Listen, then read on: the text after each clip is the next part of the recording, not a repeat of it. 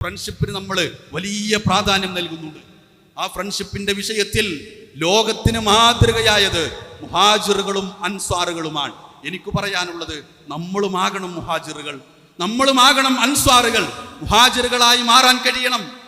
ഒരു കൂട്ടുകാരൻ നമ്മെ തിന്മയിലേക്ക് ക്ഷണിക്കുന്നുവെങ്കിൽ, എടാ ഇതൊന്ന് വലിച്ചു നോക്കടാ, എടി ഇതൊന്ന് കൊണ്ടുപോയി കൊടുക്ക് എന്ന് പറയുമ്പോൾ അവിടെ ആ തിന്മയിൽ നിന്ന് മാറി നന്മയുടെ പാതയിലേക്ക് നടക്കുന്ന മുഹാജിറുകളായി മാറാൻ പ്രിയപ്പെട്ടവരെ നമുക്ക് സാധിക്കേണ്ടതുണ്ട്.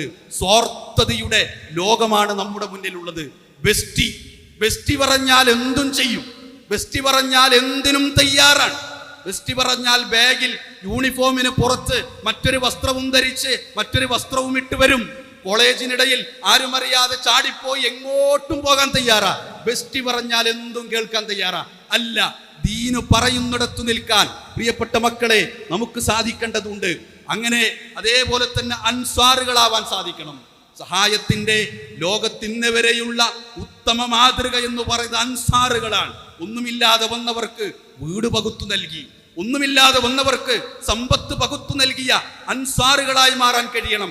കൂട്ടുകാർ തിന്മകളിലേക്ക് പോകുമ്പോൾ അവരെ ചേർത്തു പിടിച്ച് നന്മയുടെ വഴി കാണിച്ചു കൊടുക്കാൻ, ഒരു പ്രോഗ്രാം ഉണ്ടെന്ന് പറയുമ്പോൾ അവരെ ചേർത്ത് പിടിച്ച് കൊണ്ടുവരാൻ പ്രിയപ്പെട്ട മക്കളെ അൻസാറുകളായി നമ്മൾ ഉണ്ടാവണം. കൂട്ടുകാരിലേക്ക് ഇറങ്ങണം, അയൽവാസികളിലേക്ക് ഇറങ്ങണം, കുടുംബക്കാരിലേക്ക് ഇറങ്ങണം, നാട്ടിലേക്ക് ഇറങ്ങണം. നാട്ടിലൊരു പ്രശ്നമുണ്ടാകുമ്പോൾ ആദ്യം ഇറങ്ങേണ്ടത് നമ്മളാണ്. ഒരാളെ സഹായിക്കണമെന്ന് പറയുമ്പോൾ നമ്മളാണ് ആദ്യം ഇറങ്ങേണ്ടത്. കാരുണ്യ പ്രവർത്തനങ്ങളിൽ നമ്മുടെ പങ്കുണ്ടാവേണ്ടതുണ്ട്.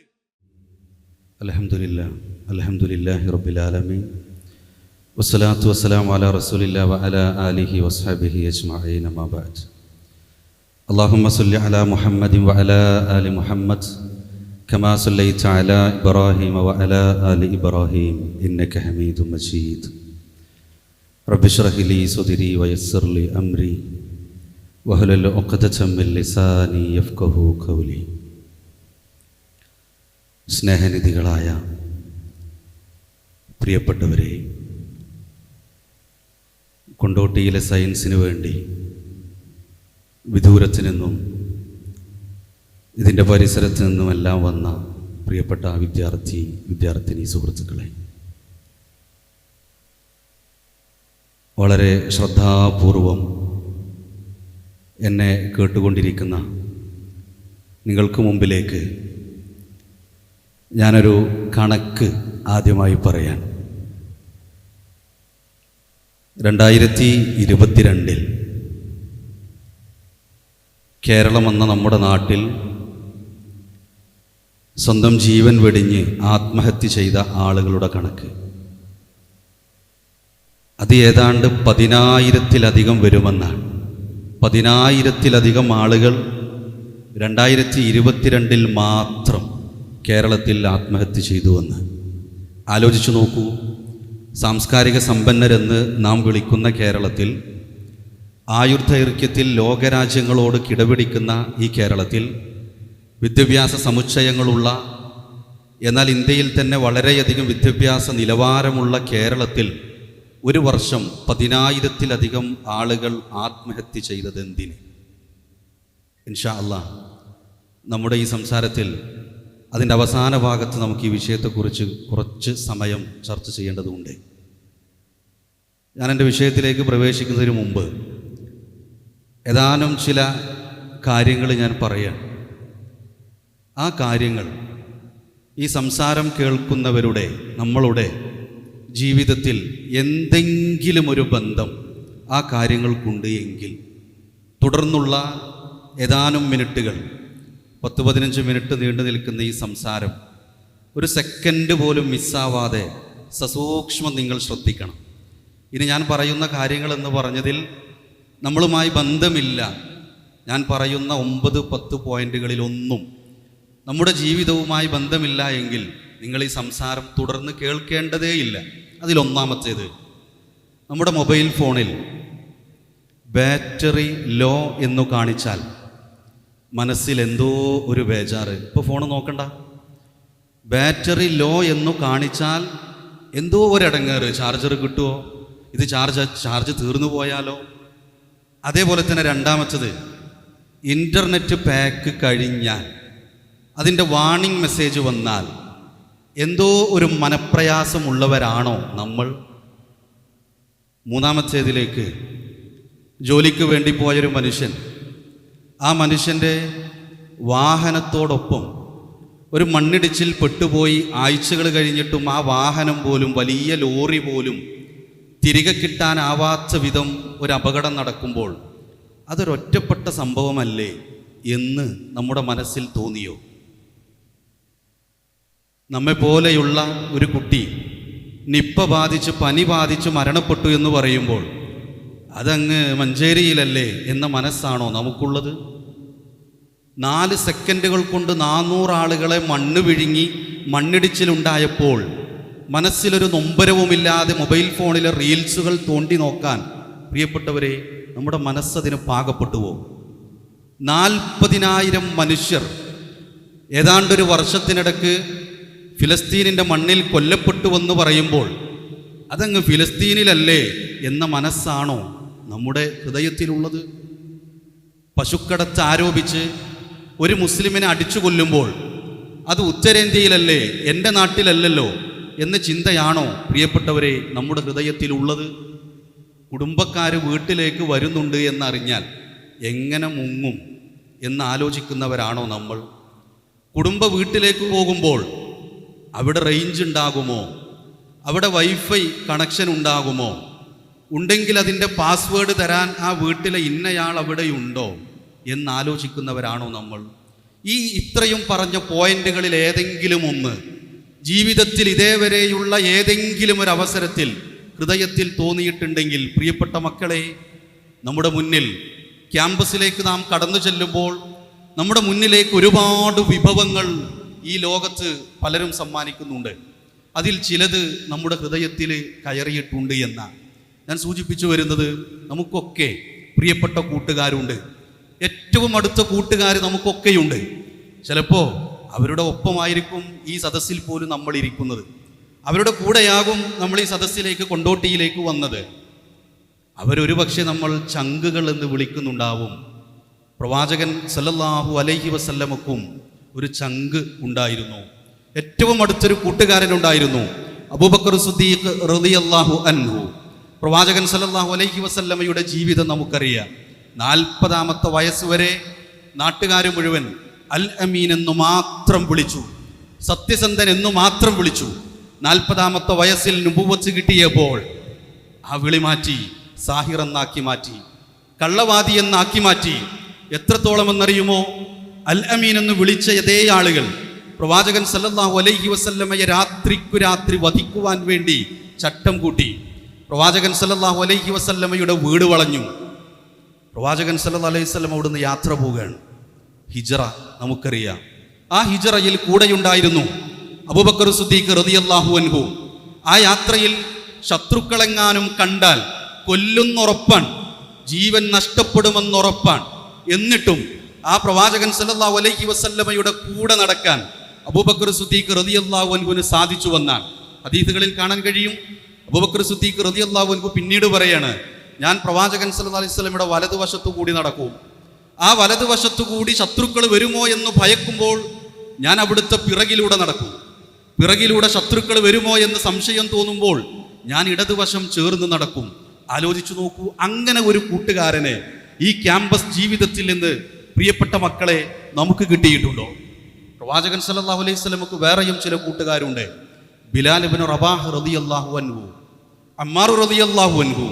ബിലാൽ റളിയല്ലാഹു അൻഹുവിനെ നമുക്കറിയാം, കറുകറുത്ത ബിലാൽ എന്ന് വിശേഷണം.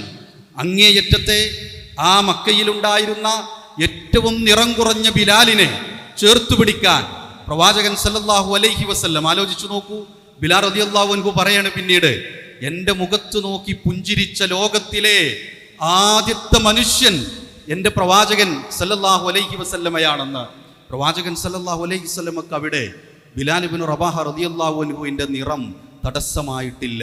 നമ്മൾ എങ്ങനെയാണ് കൂട്ടുകാരെ തിരഞ്ഞെടുത്തത്? അവരുടെ മൊബൈൽ ഫോണിൻ്റെ ബ്രാൻഡ് നോക്കി, അവൻ്റെ ബൈക്ക് നോക്കി, അവളുടെ ചുരിദാറിൻ്റെ വില നോക്കി, അവളുടെ സാമ്പത്തിക സ്ഥിതി നോക്കി, ഭംഗി നോക്കിയാണോ നമ്മൾ പ്രിയപ്പെട്ട മക്കളെ നമ്മുടെ കൂട്ടുകാരെ തിരഞ്ഞെടുത്തിരിക്കുന്നത്? നല്ല സൗഹൃദങ്ങൾ നമുക്കുണ്ടാവണം. ഒരു ക്യാമ്പസിൽ നിന്ന് മടങ്ങിപ്പോകുമ്പോൾ നമ്മുടെ കൈമുതലായി ഉണ്ടാകേണ്ടത് നല്ല സൗഹൃദങ്ങളാണ്. ഓൺലൈനിൽ പച്ച കത്തുമ്പോൾ ഗെയിം കളിക്കുവാൻ വേണ്ടി ക്ഷണിക്കുന്ന കൂട്ടുകാർ മാത്രമല്ല നമുക്കുണ്ടാവേണ്ടത്, സയൻസിന് വിളിക്കുന്ന കൂട്ടുകാർ. ഒരു ട്രിപ്പ് പോകുമ്പോൾ, ഒരു പള്ളി കാണുമ്പോൾ നമസ്കരിച്ചിട്ട് പോയാൽ പോരെ. ഒരു ചായക്കടയിൽ നിർത്തണമെന്ന് പറയുമ്പോൾ പള്ളിയോട് ചേർന്നുള്ളൊരു ചായക്കടയിൽ നിർത്തിയാൽ നമുക്ക് ചായയും കുടിക്കാം, നമസ്കരിക്കുകയും ചെയ്യാം എന്ന് പറയുന്ന കൂട്ടുകാർ. പ്രിയപ്പെട്ടവരെ, ഒരു ക്യാമ്പസിൽ നിന്ന് മടങ്ങുമ്പോൾ നമ്മുടെ ജീവിതത്തിൽ ഉണ്ടാകണം. ഇങ്ങനെ മദീനയിലേക്ക് പോകുന്ന പ്രവാചകൻ സല്ലല്ലാഹു അലൈഹി വസല്ലമയും കൂട്ടുകാരൻ അബൂബക്കർ സിദ്ദീഖ് റളിയല്ലാഹു അൻഹുവും പിറകിൽ ഒരുപാട് സ്വഹാബാക്കളും കടന്നു വരുന്നുണ്ട്. മക്കയിൽ നിന്ന് മദീനയിലേക്ക് അവരെത്തുമ്പോൾ അവരുടെ കയ്യിലൊന്നുമില്ല. ഉടുത്ത വസ്ത്രവും അവർ കയറി വന്ന കഴുതപ്പുറത്തും അതേപോലെ അവർ കയറി വന്ന ഒട്ടകങ്ങളും മാത്രം. വഴിയിൽ ഭക്ഷിക്കാൻ വേണ്ടി അവർ കരുതി വെച്ച അല്പം വെള്ളവും അവരെ ഒട്ടിയ നനഞ്ഞൊട്ടിയ അങ്ങേയറ്റത്തെ വല്ല ഭക്ഷണ സാധനങ്ങളും മാത്രം അവരുടെ കയ്യിലുള്ളൂ. ഒന്നുമില്ല, സമ്പത്തില്ല, അവരുടെ കയ്യിൽ കുടുംബമില്ല. നാടുപോലും ഉപേക്ഷിച്ചു വന്നവരെ മദീനയിലെ അൻസാറുകൾ 2 കൈകളും നീട്ടി സ്വീകരിച്ചു. ചരിത്രം അവരെ അൻസാറുകൾ എന്ന് വിളിച്ചു. നമുക്കറിയാം പ്രിയപ്പെട്ടവരെ, അവിടെ പ്രവാചകൻ സല്ലല്ലാഹു അലൈഹി വസല്ലമ ഒരു രാഷ്ട്രം കെട്ടിപ്പടുത്തു. യസ്രിബ് എന്ന പേരായിരുന്നു മദീനക്ക് ആദ്യം ഉണ്ടായിരുന്നത്. പിന്നീട് അത് മദീനയായി മാറി. പ്രവാചകൻ സല്ലല്ലാഹു അലൈഹി വസല്ലമയുടെ പട്ടണമായി മാറി. അവിടെ പ്രവാചകൻ സല്ലല്ലാഹു അലൈഹി വസല്ലമ അവരുടെ കൂടെ നിന്നു. പ്രിയപ്പെട്ട മക്കളെ, ഞാൻ എനിക്കിഷ്ടമുള്ളത് ചെയ്യും, ഞാൻ എനിക്ക് തോന്നുന്നത് ചെയ്യും എന്ന് പറയേണ്ടവരല്ല ഒരു MSMകാരൻ. സമൂഹത്തോട് ഒട്ടി നിൽക്കാൻ നമുക്ക് കഴിയണം. പ്രവാചകൻ സല്ലല്ലാഹു അലൈഹി വസല്ലമയെ കുറിച്ച് പറഞ്ഞത്, സ്വഹാബാക്കളുടെ ഇടയിൽ ഇരിക്കുന്ന സമയത്ത് അപരിചിതനായ ഒരു മനുഷ്യൻ അങ്ങോട്ട് കടന്നു വന്നാൽ ഇതിലാരാ പ്രവാചകൻ സല്ലല്ലാഹു അലൈഹി വസല്ലം തിരിച്ചറിയാൻ കഴിയുമായിരുന്നില്ല. അത്രയേറെ സമൂഹത്തോട് ചേർന്ന് നിൽക്കുന്ന പ്രവാചകൻ സല്ലല്ലാഹു അലൈഹി വസല്ലം അവരുടെ അമീറാണ്, അവരുടെ സേനാ നായകനാണ്, അവരുടെ ഇമാമാണ്, അവരുടെ എല്ലാമാണ്. അവിടെയും സമൂഹത്തോട് ചേർന്ന് നിൽക്കാൻ പ്രവാചകൻ സല്ലല്ലാഹു അലൈഹി വസല്ലമക്ക് സാധിച്ചിട്ടുണ്ട് എന്നാണ്. അതുകൊണ്ട് പ്രിയപ്പെട്ടവരെ, സമൂഹത്തിലേക്ക് കൂടി ഇറങ്ങാൻ കഴിയണം. മൊബൈൽ ഫോണിന്റെ സ്ക്രീനുകളിൽ നിന്ന്, നാം ജീവിക്കുന്ന ക്യാമ്പസുകളുടെ ചുറ്റുഭാഗത്ത് നിന്ന് സമൂഹത്തിലേക്ക് എത്തി നോക്കാൻ, കുടുംബത്തിലേക്ക് നോക്കാൻ, അയൽവാസികളിലേക്ക് നോക്കാൻ പ്രിയപ്പെട്ട മക്കളെ നമുക്ക് കഴിയണം. ഞാനൊരു വാർത്താ ശകലത്തെ സൂചിപ്പിക്കാം. 2024 മെയ് 5 പത്രത്തിന്റെ താളുകളിൽ ഒരു വാർത്ത വന്നു. നമ്മുടെ നാട്ടിലെ പത്തനംതിട്ട ജില്ലയിൽ നിന്ന് ഹൈദ്രോസ് മുസ്ലിയാരും അതേപോലെ ഭാര്യ കുൽസുമ്മയും മരണപ്പെട്ടു വന്ന വാർത്ത. ആ വാർത്തയുടെ പിറകിൽ എന്തായിരുന്നുവെന്നറിയോ? 79കാരനായ 80നോടടുത്ത ഹൈദ്രോസ് മുസ്ലിയാർ, തൻ്റെ ഭാര്യ 70നോടടുത്ത് കുൽസുമ്മ, ആ 2 ദമ്പതിമാർ ഒരു വീട്ടിൽ താമസിക്കവേ കുൽസുമ്മക്ക് കണ്ണ് കാണില്ല. ഹൈദ്രോസ് മുസ്ലിയാരുടെ ഭാര്യ കുൽസുമ്മക്ക് കണ്ണ് കാണില്ല. പരസഹായമില്ലാതെ ഒന്നും ചെയ്യാൻ കഴിയില്ല. ഹൈദ്രോസ് മുസ്ലിയാർ വീട്ടിലെ കസേരയിലിരുന്നു മരണപ്പെട്ടു. ആരും അറിഞ്ഞില്ല, അയൽവാസികൾ അറിഞ്ഞില്ല, നാട്ടുകാരറിഞ്ഞില്ല. ആ മയ്യത്ത് അവിടെ കിടന്ന് പുറത്തേക്ക് ദുർഗന്ധം വമിക്കുമ്പോഴാണ് ആളുകൾ വാതിൽ തുറന്നു ആ വീടിനകത്തേക്ക് കയറിയത്. കണ്ട കാഴ്ച എന്താണെന്നറിയോ? ഹൈദ്രോസ് മുസ്ലിയാരുടെ കാലിന്റെ കീഴിൽ കുൽസുമ്മയും മരണപ്പെട്ട് കിടക്കുന്നു. ഈ ലോകത്തെ ഏറ്റവും ഭീതിജനകമായ മരണം. ഒരു തുള്ളി വെള്ളം കിട്ടാതെ, ഭക്ഷണം കഴിക്കാനില്ലാതെ കുൽസുമ്മ മരണപ്പെട്ടു എന്ന് പറയുമ്പോ ആ ഹൈദ്രോസ് മുസ്ലിയാരുടെയും കുൽസുമ്മയുടെയും അയൽവാസികൾ എവിടെ പോയി? ആലോചിച്ചു നോക്കൂ. നമ്മെപ്പോലെ ചെറുപ്പക്കാരായ ആളുകൾ പലരും ഒരുപക്ഷെ ആ കുൽസുമ്മയുടെ വീടിന് മുന്നിലൂടെ ചെവിയിലേക്ക് ഇയർഫോണും തിരികെ വെച്ച് പാട്ട് കേട്ട് നടന്നു പോയിട്ടുണ്ടാവാം. ആ സമയത്ത് കുൽസുമ്മ ചിലപ്പോ ആർത്ത് വിളിച്ചു കരഞ്ഞിട്ടുണ്ടാവാം. പക്ഷേ അത് കേൾക്കാൻ നമ്മെ കൊണ്ട് സാധിച്ചിട്ടില്ല. ആലോചിച്ചു നോക്കൂ, എവിടെയാണ് നമ്മുടെ അയൽപക്ക ബന്ധങ്ങൾ നിൽക്കുന്നത്? നമ്മുടെ വീടിന്റെ പരിസരത്തുമില്ലേ ഒരു വെല്ലുമ്മയില്ലേ? ആശുപത്രിയിൽ ഓപ്പറേഷൻ കഴിഞ്ഞ് നമ്മുടെ വീടിന്റെ അയൽവാസിയായി നിൽക്കുന്ന ഒരു വെല്ലുപ്പയില്ലേ? നമ്മൾ പോയി നോക്കിയിട്ടുണ്ടോ? മോനെ, മോളെ എന്ന് നമ്മെ വിളിച്ചിരുന്ന ആ വെല്ലുമ്മയെ ഒന്ന് പോയി നോക്കാൻ പ്രിയപ്പെട്ട മക്കളെ നമുക്ക് സമയം കിട്ടിയിട്ടുണ്ടോ? കിട്ടിക്കാണണമെന്നില്ല. കാരണം കോളേജിൽ നിന്ന് മടങ്ങി വന്ന പിന്നെ ട്യൂഷനാ, ചില ആളുകൾ ജിമ്മിന് പോകും. ഇതൊക്കെ കഴിഞ്ഞിട്ട് പിന്നെ എപ്പോഴാ അയൽപക്ക ബന്ധത്തെക്കുറിച്ച് ആലോചിക്കാൻ, അയൽപക്ക ബന്ധങ്ങളിലേക്ക് ഒന്ന് എത്തി നോക്കാൻ? പ്രിയപ്പെട്ട മക്കളെ, എവിടെയാണ് നമുക്ക് സമയം കിട്ടുന്നത്? ഹിജ്റ ചെയ്ത് മദീനയിലെത്തിയ സ്വഹാബാക്കളുടെ വീടിനടുത്ത് വീട് കിട്ടാൻ മദീനയിലെ ജൂതന്മാർ മത്സരിച്ചിരുന്നുവെന്നാണ്. എന്തിനാ ഒരു മുസ്ലിമിന്റെ സമീപത്ത് വീട് കിട്ടാൻ ജൂതന്മാർ മത്സരിച്ചത്? അവിടെ എൻ്റെ വീട് വെച്ചാൽ എൻ്റെ വീട്ടിൽ അടുപ്പ് പുകയാത്ത ദിവസങ്ങൾ ഉണ്ടാവില്ല, എൻ്റെ മക്കൾക്കൊന്നും സംഭവിക്കില്ല. ഒരു വിശ്വാസിയായ മനുഷ്യൻ എൻ്റെ അയൽവാസിയായി ഉണ്ട് എങ്കിൽ പ്രിയപ്പെട്ടവരെ, അയൽപക്കങ്ങളിലേക്ക് തിരിഞ്ഞു നോക്കാൻ MSMകാരനായ സയൻസിന് ഇവിടെ കൊണ്ടോട്ടിയിലെത്തിയ പ്രിയപ്പെട്ട മക്കളെ നമ്മെ കൊണ്ട് സാധിക്കേണ്ടതുണ്ട്. നമുക്കറിയാം, പലപ്പോഴും ഉയർന്നു കേൾക്കാറുള്ള ചില വാചകങ്ങളുണ്ട്. My life is my choice, my life my choice. ഇതൊരു MSMകാരന്റെ ടൈറ്റിൽ അല്ല, ഇതൊരു MSMകാരന് യോജിച്ചതല്ല, ഒരു MSMകാരന്റെ ഒരു MGMകാരിയുടെ സ്റ്റാറ്റസിൽ ഉണ്ടാകേണ്ടുന്ന വാക്കുകളല്ല ഇത്. പിന്നെ എന്താണ്? നമ്മുടെ ജീവിതത്തിന് ചില പ്രസക്തികളുണ്ട്. അല്ലാഹു സുബ്ഹാനഹു വ തആല പറഞ്ഞത് അല്ലദീ ഖലഖൽ മൗത വൽ ഹയാത, മരണത്തെയും ജീവിതത്തെയും സൃഷ്ടിച്ചു. എന്തിനു വേണ്ടി? ലിയബ്ലുവക്കും അയ്യുക്കും അഹ്സനു അമല, നിങ്ങളിൽ ഏറ്റവും നന്നായി സൽപ്രവർത്തനങ്ങൾ ചെയ്യുന്നവൻ ആരുണ്ട് എന്ന് പരീക്ഷിക്കുവാൻ വേണ്ടി ഈ മരണത്തെയും ജീവിതത്തെയും സൃഷ്ടിച്ചവനാണ് പടച്ച റബ്ബ്. പ്രിയപ്പെട്ടവരെ, നമ്മുടെ ജീവിതം പോലും അതിനാ. അള്ളാഹുവിന്റെ അടുക്കൽ സൽക്കർമ്മങ്ങൾ ചെയ്ത് ആ സൽക്കർമ്മങ്ങളുമായി പരലോകത്ത് മരണമില്ലാത്ത സ്വർഗത്തിലേക്കുള്ള യാത്രയാണ് പ്രിയപ്പെട്ട മക്കളെ നമ്മുടെ ഹൃദയത്തിൽ ഉണ്ടാവേണ്ടത്. സൽക്കർമ്മങ്ങൾ ചെയ്യുമ്പോൾ അവിടെ ചില ബാധ്യതകൾ, സമൂഹത്തോട് നമുക്ക് ബാധ്യതയുണ്ട്, നമ്മുടെ കുടുംബത്തോട് ബാധ്യതയുണ്ട്, അതേപോലെ തന്നെ അയൽവാസികളോട് ബാധ്യതയുണ്ട്, കുടുംബക്കാരോടുണ്ട്, കൂട്ടുകാരോടുണ്ട്. നമുക്കറിയാലോ, പ്രവാചകൻ സല്ലല്ലാഹു അലൈഹി വസല്ലമക്ക് നുബുവത്ത് കിട്ടിയപ്പോ സഫാ കുന്നിന്റെ മുകളിൽ കയറി തന്റെ കുടുംബക്കാരെ വിളിച്ചുപദേശിക്കുന്ന പ്രവാചകൻ സല്ലല്ലാഹു അലൈഹി വസല്ലമയെ ചരിത്രത്തിൽ നമ്മൾ വായിച്ചിട്ടുണ്ട്. പ്രവാചകനായിരിക്കെ ഇബ്രാഹിം അലൈഹിസ്സലാത്തു വസ്സലാം ആദ്യം കടന്നു ചെല്ലുന്നത് വാപ്പയോടാണ്. വാപ്പയോട് തൗഹീദ് പറയുന്ന ഇബ്രാഹിം അലൈഹിസ്സലാത്തു വസ്സലാമയിൽ പ്രിയപ്പെട്ട മക്കളെ നമുക്ക് പാഠമുണ്ട്. നമ്മുടെ ബന്ധം എങ്ങനെയാണ്? നമ്മുടെ ഉമ്മയോടുള്ള ബന്ധം എന്താണ്? നമ്മുടെ വീട്ടിൽ ഉപ്പയോടുള്ള ബന്ധം എന്താണ്? നമ്മുടെ വീട്ടിൽ ബാക്കിയുള്ളവരോടുള്ള ബന്ധം എങ്ങനെയാണ്? പ്രിയപ്പെട്ടവരെ, പ്രിയപ്പെട്ട മക്കളെ, നമ്മൾ ചിന്തിക്കേണ്ടതുണ്ട്. ഞാൻ എൻ്റെ ഉമ്മയോടുള്ള ബന്ധം എങ്ങനെയാണ്? ഉമ്മ ഉപദേശിക്കൂലേ? ഉപദേശം കേൾക്കാൻ കഴിയൂല, സഹിക്കാൻ കഴിയൂല. ഉമ്മ വല്ലതും പറയും, ഓ തുടങ്ങി. ഉമ്മയോട് പറയാ, ആലോചിച്ചു നോക്കൂ, എന്തൊരു പ്രയാസമാണ് ഒരു MSMകാരൻ്റെയോ MGMകാരിയുടെയോ ഹൃദയത്തിൽ ഉണ്ടാകാൻ പാടില്ലേ? ഉമ്മ പറയാ, ഫോണ് തരൂല. ഉമ്മ ഫോണ് തന്നില്ലെങ്കിലോ ആത്മഹത്യ ചെയ്യുന്ന മക്കൾ, ഉമ്മ ഫോണ് തരാത്തതിന്റെ പേരിൽ ആത്മഹത്യ ചെയ്യുന്ന മക്കൾ. നമ്മുടെ ജീവിതത്തിലെ നമ്മുടെ കൂട്ടുകാരായിട്ടുള്ള ആളുകൾക്ക് വേണ്ടി എന്തും ചെയ്യാൻ തയ്യാറാ.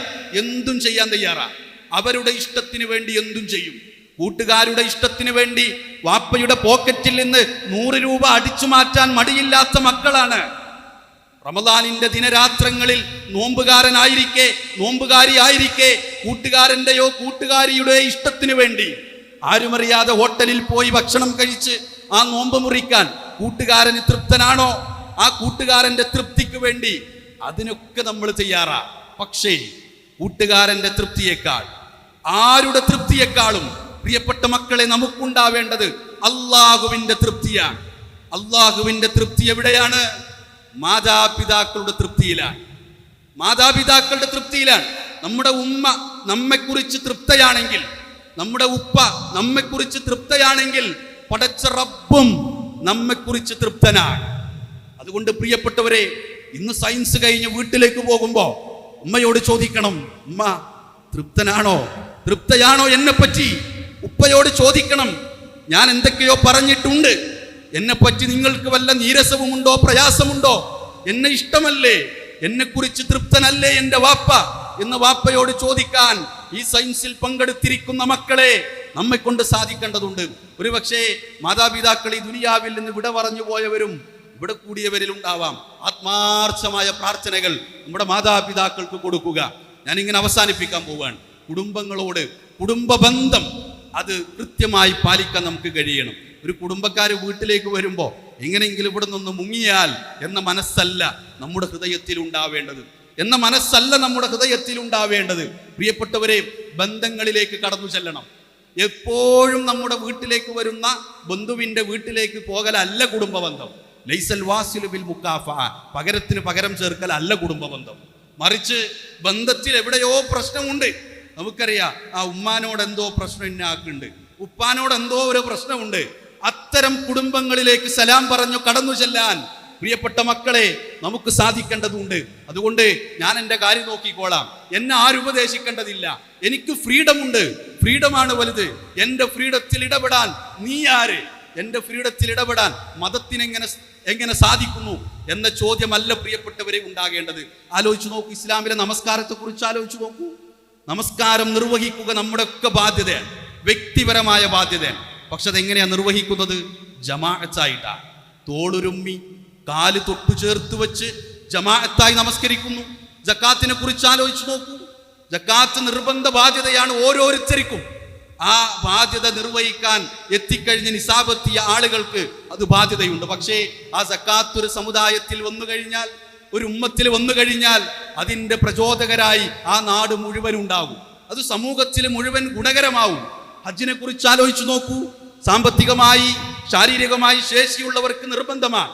പക്ഷേ അവിടെ എത്തുമ്പോൾ ഈ ലോകത്തുള്ള എത്രയോ ആളുകൾ നിറവ്യത്യാസമില്ലാതെ, വലിപ്പ വ്യത്യാസമില്ലാതെ, ഭാഷാ വ്യത്യാസമില്ലാതെ അവിടെ ഒരുമിച്ച് ചേരുന്നു. അതുകൊണ്ട് പ്രിയപ്പെട്ടവരെ, പ്രിയപ്പെട്ട മക്കളെ, ക്യാമ്പസുകളുടെയും മൊബൈൽ ഫോണിന്റെയും സമൂഹ മാധ്യമങ്ങളുടെയും ഇടയിൽ നിന്ന് സമൂഹത്തിലേക്ക് ഇറങ്ങാൻ, ഈ സൊസൈറ്റിയിലേക്ക് ഇറങ്ങാൻ പ്രിയപ്പെട്ടവരെ നമുക്ക് സാധിക്കേണ്ടതുണ്ട്. തുടക്കത്തിൽ ഞാനൊരു കണക്ക് പറഞ്ഞില്ലേ, 2022 10,000-ലധികം ആളുകൾ ആത്മഹത്യ ചെയ്തു. അതിൽ ബഹുഭൂരിപക്ഷം വരുന്നത് വിദ്യാർത്ഥികളായിരുന്നു. പഠനങ്ങൾ നടന്നു. എന്തിൻ്റെ പേരിലാണ്? ഒരുപാട് ഉത്തരങ്ങളുണ്ട്. ലഹരിയുടെ പേരിലുണ്ട്, അതല്ലാതെ പ്രണയ നൈരാശ്യങ്ങളുണ്ട്, ഇതല്ലാതെ കുടുംബപരമായ വിഷയങ്ങളുണ്ട്. അതിലെണ്ണിപ്പറഞ്ഞ് അവസാനമെത്തിയൊരു കാരണം അണുകുടുംബമാണ് കേരളത്തിൽ ഏറ്റവും കൂടുതലുള്ളത്. അണുകുടുംബമാണ്. ഒന്ന് തുറന്ന് സംസാരിക്കാൻ ആരുമില്ല, ഒന്ന് തുറന്ന് പറയാൻ ആരുമില്ല. ഞാൻ എൻ്റെ ഫ്രീഡം, എനിക്ക് തോന്നിയത് ചെയ്യുമെന്ന് പറഞ്ഞു നടക്കുന്നു. പകരം അത് മറ്റൊരാളോട് ഷെയർ ചെയ്ത് അതൊന്ന് പറഞ്ഞ് അതിനൊരു പ്രശ്നപരിഹാരത്തിന് ആരും ശ്രമിക്കുന്നില്ല. പ്രത്യേകിച്ചും വിദ്യാർത്ഥികൾ ശ്രമിക്കുന്നില്ല എന്നത് വലിയൊരു കാരണമായി ചൂണ്ടിക്കാണിക്കുകയുണ്ടായി. പ്രിയപ്പെട്ടവരെ, അവസാനിപ്പിക്കുകയാണ്. ഫ്രണ്ട്ഷിപ്പിന് നമ്മൾ വലിയ പ്രാധാന്യം നൽകുന്നുണ്ട്. ആ ഫ്രണ്ട്ഷിപ്പിന്റെ വിഷയത്തിൽ ലോകത്തിന് മാതൃകയായത് മുഹാജിറുകളും അൻസ്വാറുകളുമാണ്. എനിക്ക് പറയാനുള്ളത്, നമ്മളുമാകണം മുഹാജിറുകൾ, നമ്മളുമാകണം അൻസ്വാറുകൾ. മുഹാജിറുകളായി മാറാൻ കഴിയണം. ഒരു കൂട്ടുകാരൻ നമ്മെ തിന്മയിലേക്ക് ക്ഷണിക്കുന്നുവെങ്കിൽ, എടാ ഇതൊന്ന് വലിച്ചു നോക്കടാ, എടി ഇതൊന്ന് കൊണ്ടുപോയി കൊടുക്ക് എന്ന് പറയുമ്പോൾ അവിടെ ആ തിന്മയിൽ നിന്ന് മാറി നന്മയുടെ പാതയിലേക്ക് നടക്കുന്ന മുഹാജിറുകളായി മാറാൻ പ്രിയപ്പെട്ടവരെ നമുക്ക് സാധിക്കേണ്ടതുണ്ട്. സ്വാർത്ഥതയുടെ ലോകമാണ് നമ്മുടെ മുന്നിലുള്ളത്. ബെസ്റ്റി പറഞ്ഞാൽ എന്തും ചെയ്യും, ബെസ്റ്റി പറഞ്ഞാൽ എന്തിനും തയ്യാറാണ്. ബെസ്റ്റി പറഞ്ഞാൽ ബാഗിൽ യൂണിഫോമിന് പുറത്ത് മറ്റൊരു വസ്ത്രവും ധരിച്ച് മറ്റൊരു വസ്ത്രവും ഇട്ട് വരും. കോളേജിനിടയിൽ ആരും അറിയാതെ ചാടിപ്പോയി എങ്ങോട്ടും പോകാൻ തയ്യാറാ. ബെസ്റ്റി പറഞ്ഞാൽ എന്തും കേൾക്കാൻ തയ്യാറാ. അല്ല, ദീന് പറയുന്നിടത്തു നിൽക്കാൻ പ്രിയപ്പെട്ട മക്കളെ നമുക്ക് സാധിക്കേണ്ടതുണ്ട്. അങ്ങനെ അതേപോലെ തന്നെ അൻസ്വാറുകളാവാൻ സാധിക്കണം. സഹായത്തിന്റെ ലോകത്തിന്ന് വരെയുള്ള ഉത്തമ മാതൃക എന്ന് പറയുന്നത് അൻസാറുകളാണ്. ഒന്നുമില്ലാതെ വന്നവർക്ക് വീട് പകുത്തു നൽകി, ഒന്നുമില്ലാതെ വന്നവർക്ക് സമ്പത്ത് പകുത്തു നൽകിയ അൻസാറുകളായി മാറാൻ കഴിയണം. കൂട്ടുകാർ തിന്മകളിലേക്ക് പോകുമ്പോൾ അവരെ ചേർത്തു പിടിച്ച് നന്മയുടെ വഴി കാണിച്ചു കൊടുക്കാൻ, ഒരു പ്രോഗ്രാം ഉണ്ടെന്ന് പറയുമ്പോൾ അവരെ ചേർത്ത് പിടിച്ച് കൊണ്ടുവരാൻ പ്രിയപ്പെട്ട മക്കളെ അൻസാറുകളായി നമ്മൾ ഉണ്ടാവണം. കൂട്ടുകാരിലേക്ക് ഇറങ്ങണം, അയൽവാസികളിലേക്ക് ഇറങ്ങണം, കുടുംബക്കാരിലേക്ക് ഇറങ്ങണം, നാട്ടിലേക്ക് ഇറങ്ങണം. നാട്ടിലൊരു പ്രശ്നമുണ്ടാകുമ്പോൾ ആദ്യം ഇറങ്ങേണ്ടത് നമ്മളാണ്. ഒരാളെ സഹായിക്കണമെന്ന് പറയുമ്പോൾ നമ്മളാണ് ആദ്യം ഇറങ്ങേണ്ടത്. കാരുണ്യ പ്രവർത്തനങ്ങളിൽ നമ്മുടെ പങ്കുണ്ടാവേണ്ടതുണ്ട്. രാഷ്ട്രീയം നേരും നെറിയും നോക്കി രാഷ്ട്രീയത്തിലേക്ക് ഇറങ്ങാൻ നമ്മൾ വിസമ്മതിക്കേണ്ടതില്ല. അവിടെ നീതിയുടെ പക്ഷത്തിനും രാഷ്ട്രീയം നേരും നെറിയും നോക്കി രാഷ്ട്രീയത്തിലേക്ക് ഇറങ്ങാൻ നമ്മൾ വിസമ്മതിക്കേണ്ടതില്ല. അവിടെ നീതിയുടെ പക്ഷത്ത് നിന്നുകൊണ്ട് അവകാശത്തിന് വേണ്ടി പോരാടേണ്ടുന്ന സന്ദർഭമാണെങ്കിൽ അവിടേക്കും ഇറങ്ങാൻ ഒരു MSMകാരന് കഴിയണം, ഒരു MGMകാരിക്ക് കഴിയണം. പ്രിയപ്പെട്ട മക്കളെ, നേരും നെറിയും നോക്കി മാത്രം ഇറങ്ങണമെന്ന് ഓർമ്മപ്പെടുത്തുകയാണ്. കഴിയണം ഒത്തൊരുമിച്ച് അള്ളാഹുവിന്റെ കാരുണ്യത്തിന് വേണ്ടി നിലകൊള്ളാൻ കഴിയണം.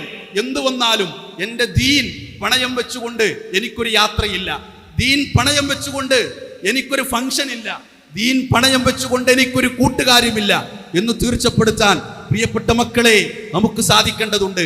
ക്യാമ്പസുകളിൽ പലതും ഉണ്ടാകും. ക്യാമ്പസുകളിൽ പലരും പറയും പലതും പറയും, പല സന്ദേശങ്ങളും നമുക്ക് പകർന്നു തരും. അവിടെയെല്ലാം ലാ ഇലാഹ ഇല്ലല്ലയിൽ അടിയുറച്ചു നിൽക്കാൻ, ലാ ഇലാഹ ഇല്ലല്ലയുടെ സന്ദേശം ലോകത്തോട് വിളിച്ചു പറയുന്ന MSMകാരായി, MGMകാരായി നമ്മൾ മാറണം. അള്ളാഹു അനുഗ്രഹിക്കുമാറാവട്ടെ. അസ്സലാമു അലൈക്കും വറഹ്മത്തുള്ളാഹി വബറകാതുഹു.